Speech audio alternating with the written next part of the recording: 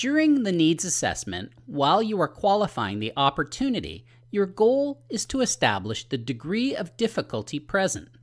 In scenario 1, in the graph, the black baseline represents the results the customer was expecting based on their current situation.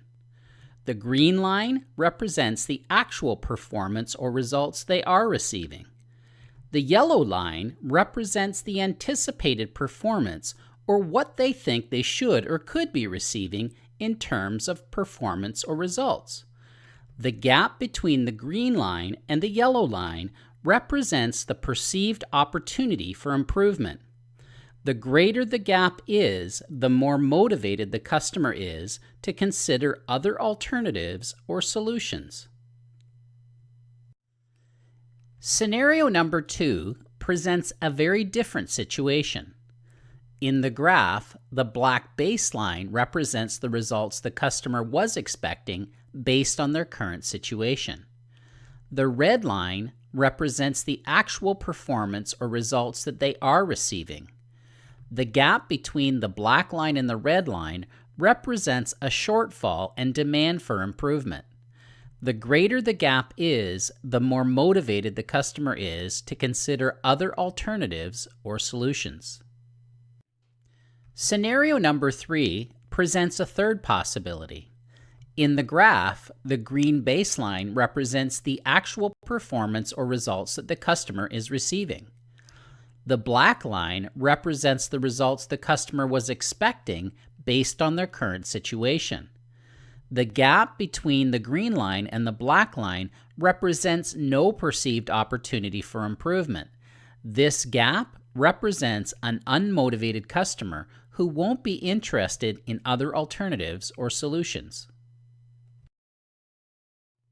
This gem from Jim Cathcart says so much about the importance of fully understanding the opportunities presented to you before diving in to offer a solution.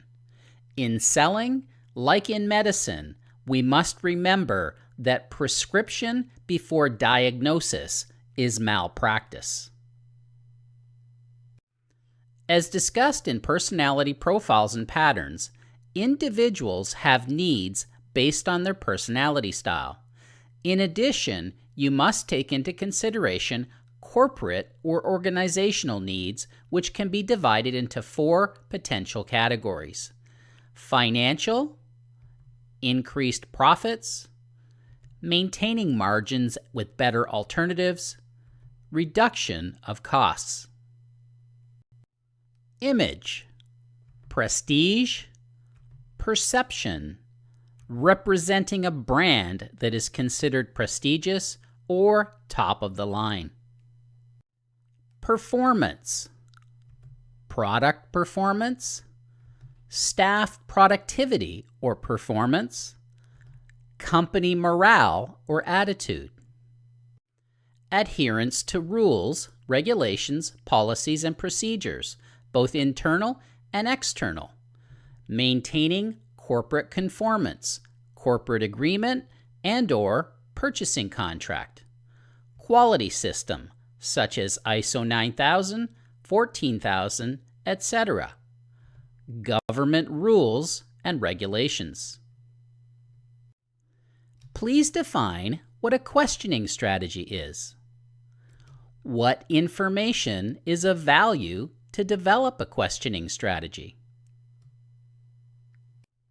Please define what a questioning strategy is. A plan of what questions that you intend to ask, what order you will be asking them in, and how you intend to ask them to achieve the desired outcome you seek. Going from point A to point B by drawing a logical conclusion. One of the best examples of a questioning strategy is from the movie A Few Good Men, starring Jack Nicholson, Tom Cruise, and Demi Moore. Lawyers for the defense spend the evening planning their strategy against Colonel Jessup and decide to take a huge risk by attacking his primary weakness, his ego. In doing so, they are able to get him to admit that he ordered the code red. What information is of value to develop a questioning strategy? This section focuses on the need for an assessment template that triggers the salesperson to ask the right questions to establish needs. Using a standard protocol, standard operating procedure, is essential to your success.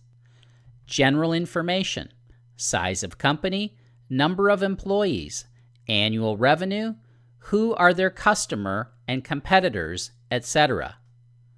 Specific information: what is important to them, supplier selection process criteria, payment history, internal issues, etc. Any information that is related to the industry or market that you service and the potential solutions that you may offer a client based on your product offerings. An unsophisticated, uncomplicated selling environment demands much less of a salesperson. As the complexity increases, tools like an assessment template are increasingly valuable. The template can include full-length sentences or trigger words. The secret to using these questions or trigger words is how you ask the questions. If you rattle down the list like a hospital admissions clerk doing a patient intake form, then the exercise is pointless. The key is to use your imagination, insert your personality, be creative, and even excited and somewhat animated, depending on the situation, of course. Here's an old example from my past. I learned the value of an assessment template in the office equipment business. Low-end copiers capable of automated two-sided copying were being introduced into the marketplace. Up to that time, if people did two-sided copying, it was a manual process, and it was very frustrating because it usually resulted in paper jams. My assessment template had trigger words on it, which included two-sided copying. If I simply asked, "Do you do two-sided copying?" which is a closed-ended question, I was going to get the following answers: no, sometimes, I used to, but the paper jams are too annoying, or something to that effect. Instead, I would ask something like this: if there was an easy, convenient, and cost-effective way to reduce the size of documents in file folders and binders and cut down on the need for document storage space, how would this improve your situation? The customer might guess that I was referencing two-sided copying, and if they did, I would say yes.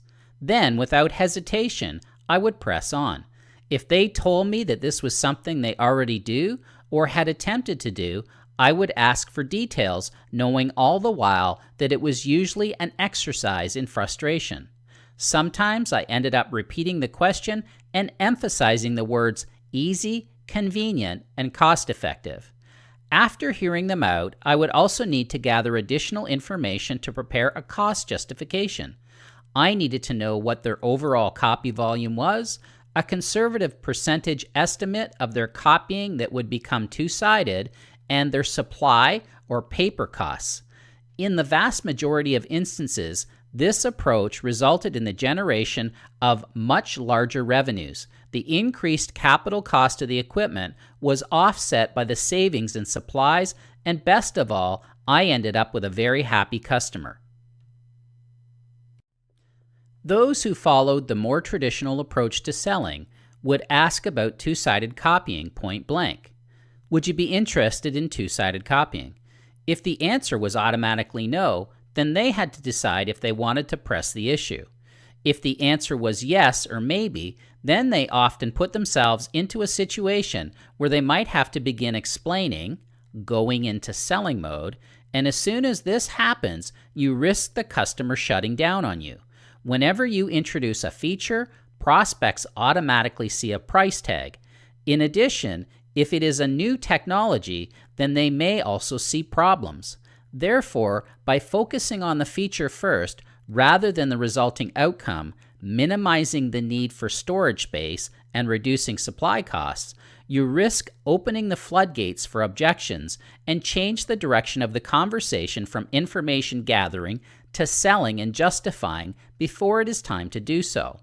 The approach we recommend is asking questions, identifying implied needs, then asking more questions in order to convert implied needs into bona fide needs or must-haves.